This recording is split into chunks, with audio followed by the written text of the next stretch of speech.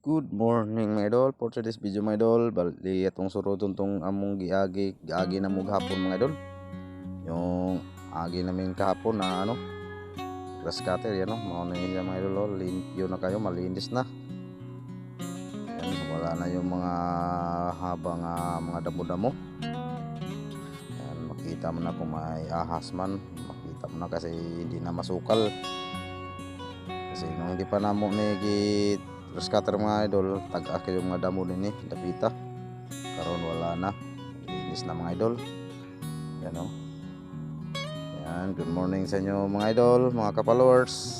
Happy Tuesday morning. Yan, bali diata na kaning kahoy mga idol, kani hinatawag dito sa amin ng abihid. Masarap to ilagay sa paksiw or tinula.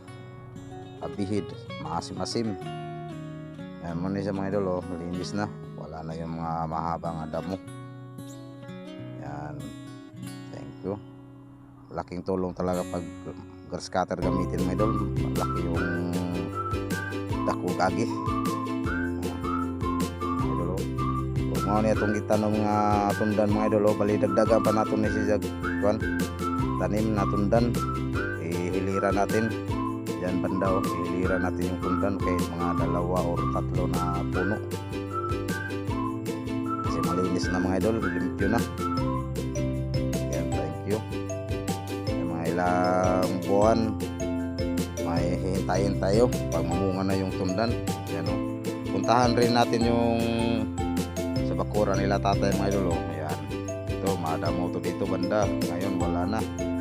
Tapos dyan mahaba yung damo ng Carabao grass dito mga ka-followers, ngayon hindi na. Yan, ipapoy na rin tatay pala. Tapos may yung makita ko rin sa inyo mga idol, yung bunga ng kalabasa. Ito yung kalabasa na patayin ko na sana ng nang putulin ko na, kaso parang natakot siguro.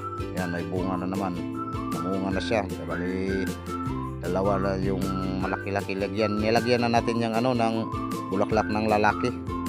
Tapos yung mga maliliit pa mga idol, bali dito mga followers. Yan, may batong pa, yung batong puro sitaw.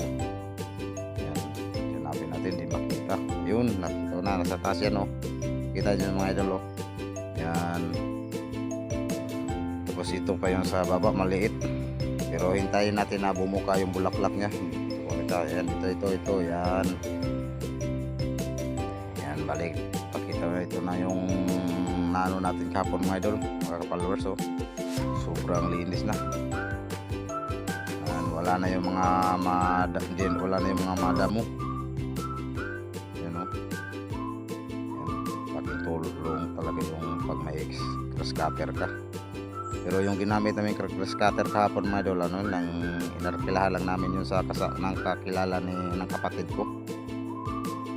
Bali binilihan namin ng gasolina yan sa likod. Pero yung nakita nyo na sa unahan mga idol na mahaba-haba pa na na damo, yan na mga tagas pa, hindi na namin yun kasi may baka ni Tio para dun siya dun kakain yung baka. Tapos dito nakita ko yung tambis, anong tawag sa inyong lugar namin dito sa amin, tambis, yung maliliit na tambis. Yan tambis tawag yan sa amin. Sobrang sarap to mga idol, sausaw mo sa asin lang, sobrang tamis, ay sobrang sarap, maasim-masim. Yan tapos yan, dito banda na area mga idol, sobrang haba ng Carabao grass dito. Yan, maganda na, malinis na. Yan wala na yung mga habang damo. Yan, at